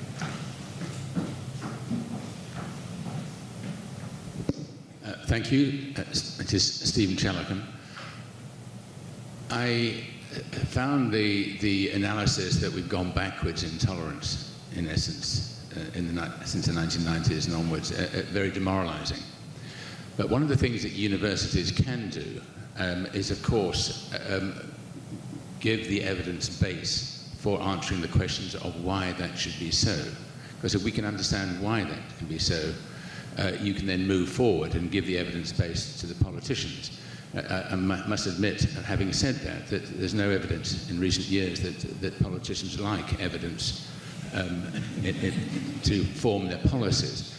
But Professor Justin in particular made the case that we have got less tolerant. Professor Sanderson made the question and used the word overwhelmed. And I want to link those two and ask you the question whether you think the liberal democracies at the moment actually are overwhelmed, and that's part of the problem. It isn't that about immigration, it's about the overwhelming aspect. And for instance, my colleagues in Lebanon, where right now their population has been increased by 25% with the Syrian refugees, and their worry is about the destabilization of the country. And we've seen similar things across Europe because we can't define the problem. The actual numbers are horrendous. But we see no end to that. And I think if there was a defined problem, it perhaps would be easier to get the politicians to actually formulate a plan to do it. But the question to the panel members, therefore, is: do you feel that the liberal democracies are actually currently overwhelmed by the sheer magnitude of the problem?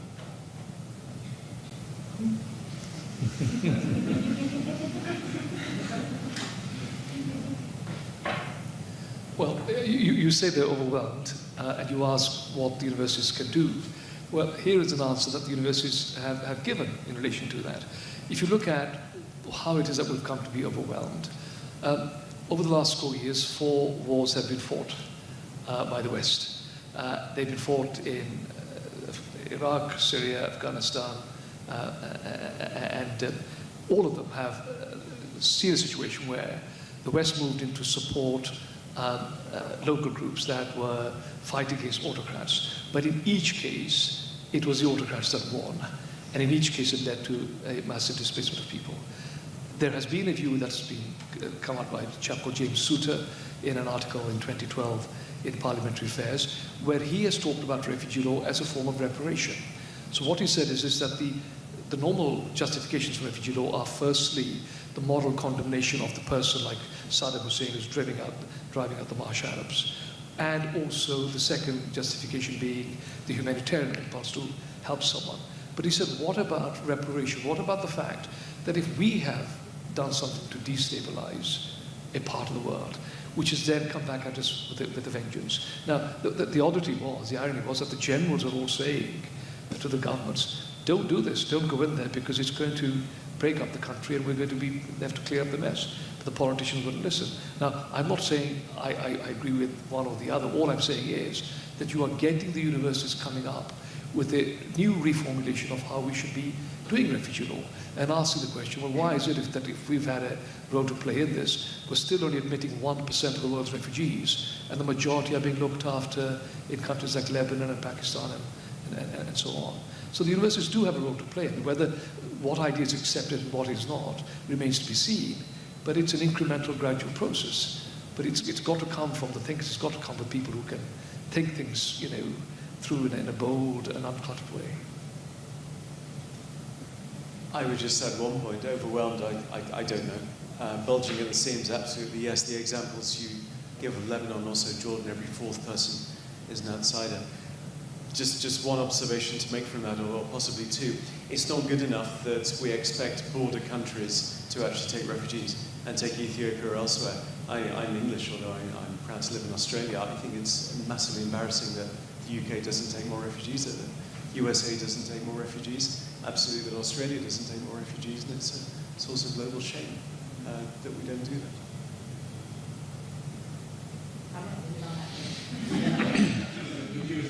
Question. Yes. I haven't quite addressed that question. Do you think the change in attitude is related to a perception of being overwhelmed? I think the perception of being overwhelmed has been created, right? It's part of the narrative that's being used to stop people from finding solutions, right? I don't think the overwhelmedness is real. I think there is a constant, in the US, right, we get this all the time. Oh, if we let them in, where will, who will work and how will we feed? And I mean, you've got to be kidding me. We have all kinds of space. We have all kinds of food. We aren't serving the people we have. Our problem is not, it's about how we choose to serve and whom we choose to serve, not about a lack of resources, at least from my perspective. So I think it's a perception of overwhelmedness, not a reality.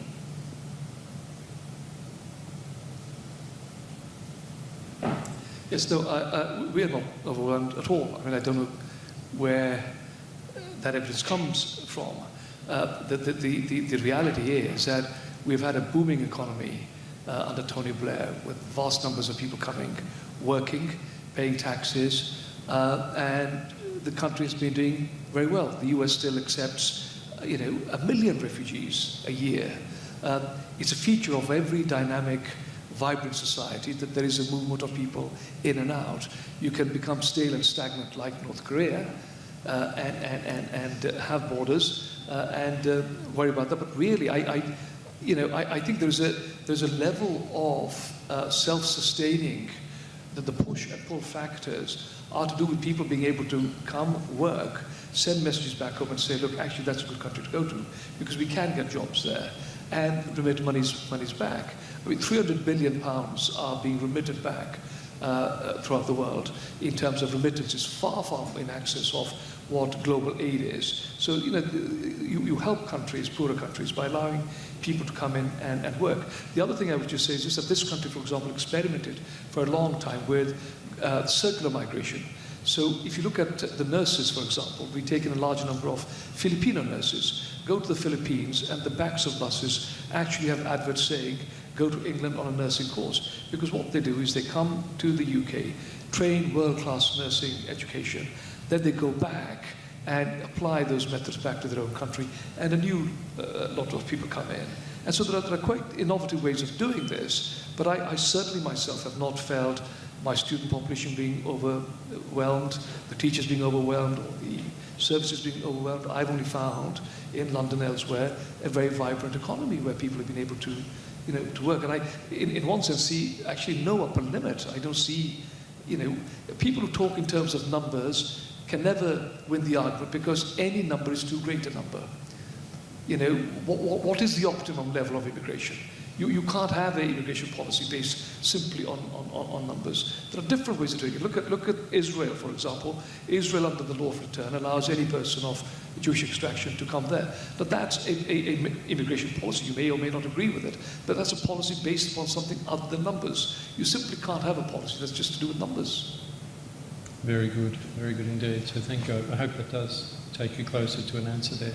Yes, if we go to the back, please. I'll take, I'm aware of time, and we've allocated time tonight for some relationship building and networking. We have refreshments upstairs and drinks. So I think my task will be to we'll make this, if it's okay, the second last question, and then we'll wrap up. So thank you. Hi, I'm Karina, and I'm a student studying researching the effects of migration. You said that in Lebanon, 25% of the city is now migrants. Well, when we were in Berlin not too long ago, we found out that the same number of Huguenots went to Berlin when the Huguenots came to Germany. So do you think that the history of successful migrant groups, such as the French Huguenots, can help us understand today's migration issues, or are there new factors in play that make these movements less relevant? Thank you. It's a great question. So the move to the Huguenots and the rest. I mean, you say so well, and we're in London right now. We're in a city that's shifted and changed. Bangladeshi communities, and before that, other communities. The Huguenots were, I think, in the East End about 100 years ago. Others were no better than I guess. So I mean, that's the city view, isn't it? That's the city, constant change, constant reinvention, and that's the point. And it's not static. And I used to work in London. I used to work in architecture practice, working on Canary Wharf for a long time when it was being built. When I was a very junior person doing that. And I thought, it'd be built and the city be finished now. And then, of course, it's not, is it? I mean, cranes are always being built, cities are always reinventing, and that's the thrill of a city. And that includes people who come and go and shift. And I'm sure there are a million lessons to learn about those things, but I think we don't learn them because we make this legal shift. And so, thank you. And certainly, there are calls, certainly those in the aid world, certainly, in fact, from the Norwegian Refugee Council, who have made public calls ahead of that, Jan Egeland, saying that people who are refugees who are not allowed to work in Lebanon or wherever it may be should be allowed to work, because you do work in the informal economy, therefore being exploited, earning a fraction while other people pinch your money. And that's absolutely the case. So I suppose the legal aspects tied into the shifting of people is an issue, but I can't talk legal things. I'm trained as a historian of British and French things. And my tendency is to go back to the 16th century, because that's where I was trained in. And so I very much love this idea, right, that there are things to learn from historical models. And I would say that they're not one-to-one mappings, right?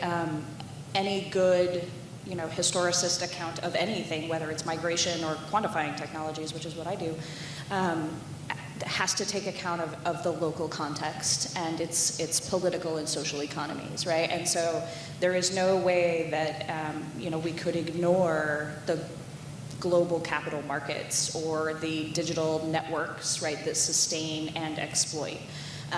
So I think one has to provide nuance there, but I think there are interesting things to learn. And I think even if one does not necessarily get salutary things from it, right? Like, oh, here's a thing that worked. You learn from mistakes, right?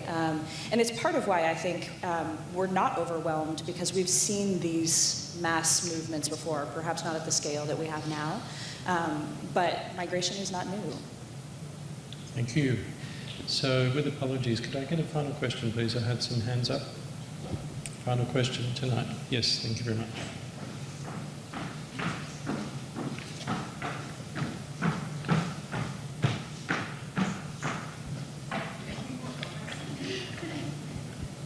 My name is Emily. I'm from Thunderbird School of Global Management. So I think throughout the evening tonight, I've been really interested by all of the input and what's going on sort of in academia and everything. And what I've noticed today is that we're all from different universities and we all have higher degrees or we're in a degree program. So I think one of the big issues I saw in the last few years from the Trump campaigns, from what happened with Brexit last year, is that there's this extreme dichotomy between what we say in academia and the more educated population, in quotation marks, and the people who are actually the masses around in England, in Germany, in France, in the US. And that, to me, is really one of the most disturbing things that I've seen and experienced, is that there's so many people who read The Sun and the Daily Mirror and National Enquirer, or whatever it is that they're reading. And I don't know that we, as in the university networks, are doing enough, or I don't see it, to help educate people who don't have that education level and who are not sitting in this room with us tonight and who won't have this access because they work 3 jobs or they don't have that logical, they haven't been trained to think in a sort of coherent manner, due to whatever varieties of issues. And what do you think we can actually do against that? Because that's the main issue I see coming up on us for the next 2 generations. It's not, you can't fix it in 2 years, but we have to do something about it. Because otherwise we'll just have this for a long time. I really appreciate that comment. And, I think in some ways there is a much longer answer that has to do with public education, right? And the structures of public education, of which we are all a part, but that reach down into, kindergarten and then on through up to professional training. I would also say that there is, there's an interesting thing. I think there's a way in which a kind of left-leaning narrative has developed that what happened with Trump and Brexit is the fault of uneducated people. And it turns out that's not the case, right? The number of people who had a college degree or a PhD who are white, upper middle class people in the United States who voted for Trump is astounding, right? And so I want to draw attention to that, right? Especially as a white woman, right? White women rolled out the red carpet in that situation, and that's something that needs to be addressed, right? And so I think we need to be a little cautious about the education narrative at the same time that I think education is incredibly important and often in peril, right? At the same time, I think that part of what we can do is get outside of the academic bubble, right? So you're absolutely right that this is a particular kind of audience, right? But I think part of what I heard and really appreciated in all 3 of these discussions was an emphasis on engaging with the people who are at the center of this, and those are migrants, right?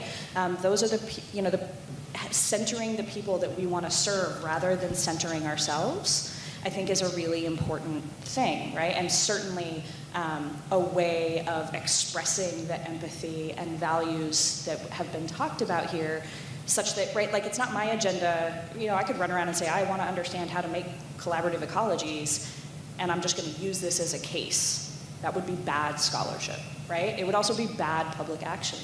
And so I think, one of the opportunities we have is to take this alliance and leverage it to a kind of global level of really good, engaged work that responds to the needs of those we serve, not our needs. And that, I think, can be really transformative. Just as you were speaking, it's this week's Economist newspaper has an article about President Trump and the people who follow.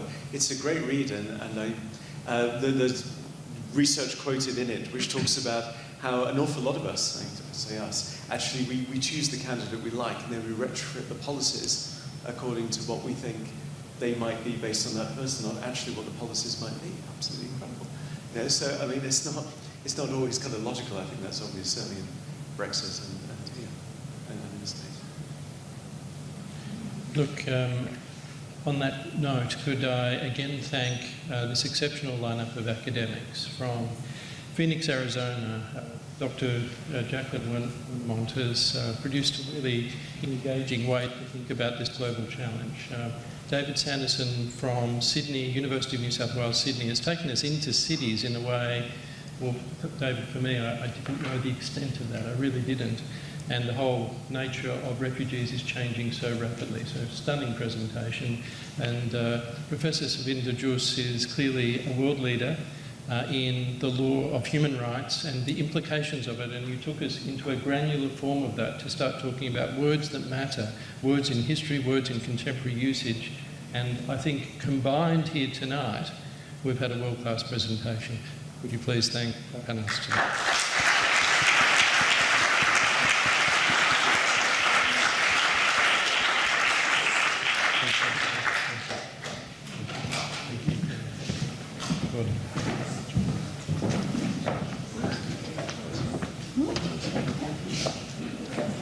Well, as I said, please just stay with us for a moment because we'd like to have a closing set of remarks and we would like you to stay and join us for some refreshments upstairs where a room is set up for us to continue the conversation. But it's very important on evenings like this when we're kind of taking you on a journey through a range of conversations to allow somebody to give some closing remarks, to try and synthesise what's happened here tonight. And we have such a person here in Mr. Jim O'Brien, who's Senior Vice President, as I said earlier, of University Affairs and Chief of Staff at Arizona State University. He's really at the centre of ASU's strategic and tactical growth, and he works alongside one of America's most dynamic university presidents in Michael Crow. Jim O'Brien is a thoughtful and well-connected global leader. Could you please welcome him to give tonight's closing remarks? Thank you.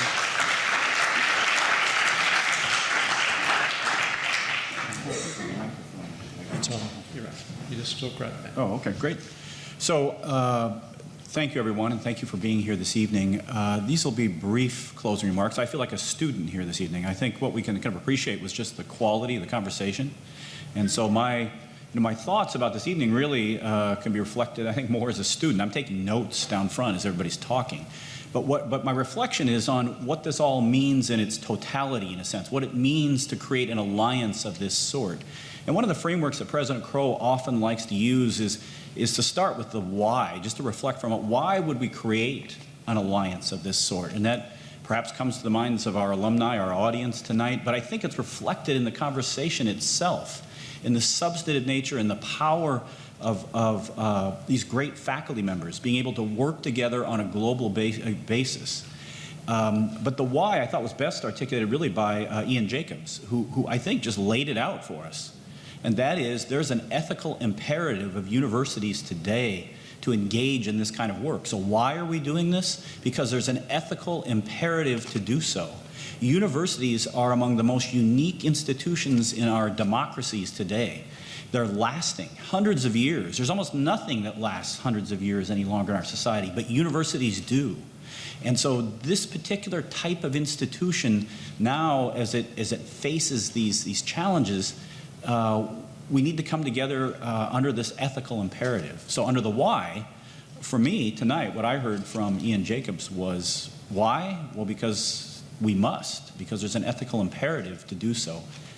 Another part of the analytical framework then is the what.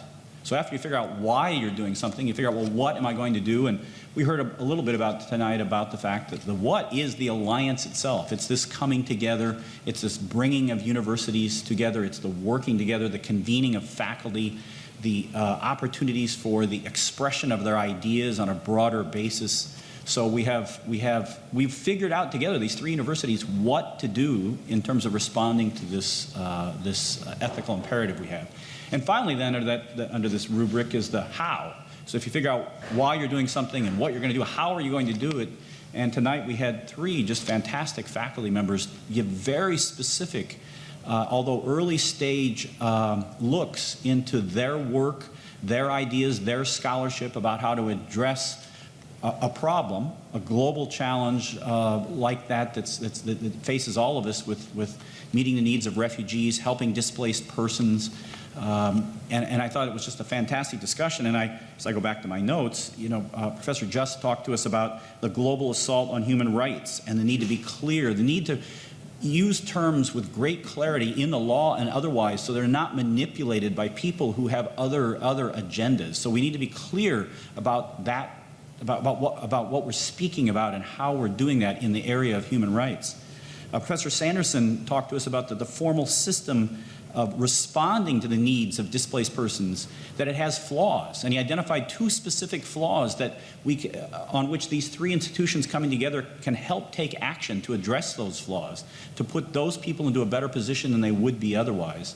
And finally, Professor Wernemont talked about GLAM, these other kinds of institutions, the galleries, the libraries, the archives, the museums, the repositories of human thought over hundreds of years, and the role that they have when combined with universities of developing new narratives and using new tools, using digital technologies to counter the narratives that are out there and getting better at that, and using all of these institutions coming together to reach these new narratives. So from my seat tonight, you know, I heard just a fantastic outpouring of ideas, a fantastic explanation of why we're doing this and what we're doing. And so tonight is really a celebration of that. There are some thank yous to be had, and that, of course, is to Ian Jacobs and Ed Byrne for being founders of this undertaking. Sir Malcolm Grant, who has agreed to chair our advisory committee and lend his considerable prestige and his global presence to advancing this undertaking. Professor Perry tonight was one of those who helped set out the what, helped explain it, and thank her for her leadership in bringing the institutions together to advance this. Thank you to our professors who are on the panel this evening. Thank you to Paul Ramage for agreeing to be the CEO of the Alliance. This is a not inconsiderable undertaking, but I am quite confident, after having met Paul, that we are in a much better position to execute, actually move things forward, get things done with his assistance, working with our 3 university presidents. And finally, I want to thank everybody for attending this evening. I really think it was a fantastic conversation. Thank you for being here and for being part of it. And thank you to the alumni of all 3 institutions.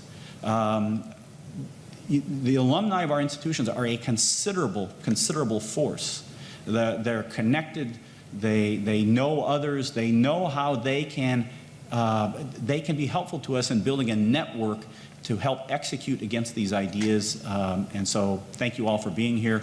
I think we can now adjourn for refreshments and an opportunity to talk a little bit more about all that we heard this evening. So thank you.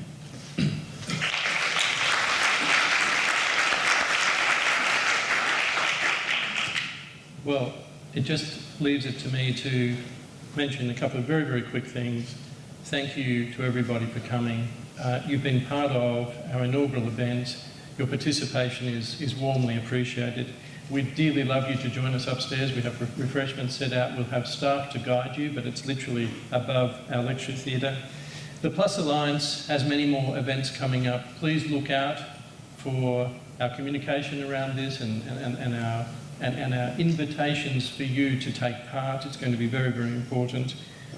Please stay. If you can't, please travel safely. Thank you very much.